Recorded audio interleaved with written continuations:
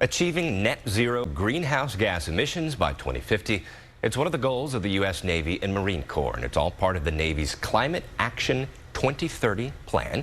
Joining us this morning to talk more about this is Meredith Berger, Assistant Secretary of the Navy for Energy, Installations, and Environment. How are you doing? And you're in town for South by.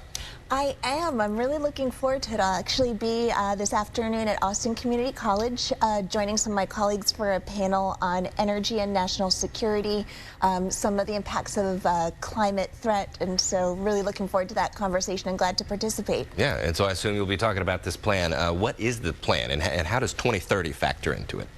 Absolutely. So Climate Action 2030 is our climate action strategy for the Department of the Navy, and 2030 is critical. Not only is this the critical decade, according to scientists, for taking climate action as we face this threat, but it's a threat. And so this is a decisive decade for our military in other ways as well. We are facing pacing threats and challenges around the globe.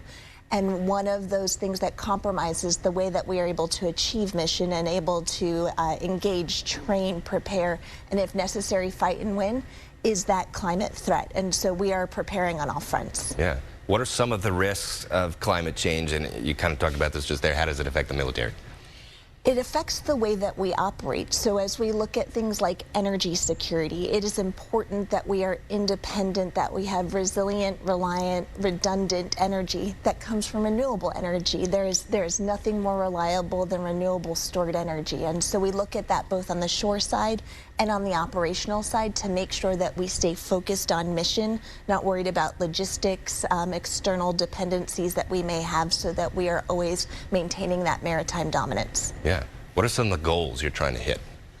We have a wide swath of goals, but they're focused again around that mission. Mission always comes first, and so we are looking to make sure that we have electric vehicles. We are making sure that we have microgrids out on our installations and bases to be able to manage and distribute energy in that resilient way.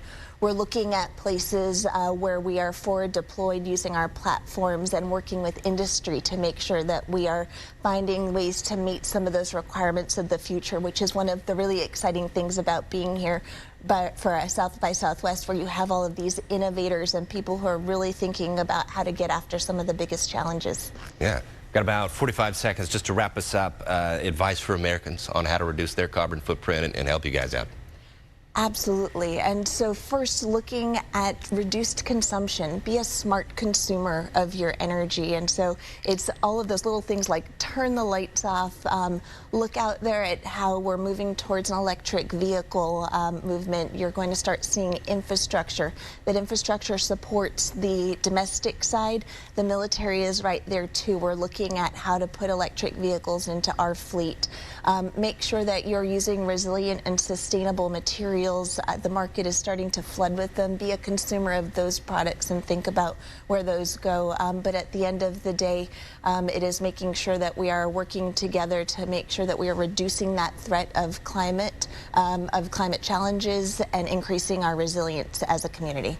Meredith Berger with the Navy, thanks for coming to Austin. Welcome to Austin. Thanks for coming on Good Day Austin. We'll be right back. All right.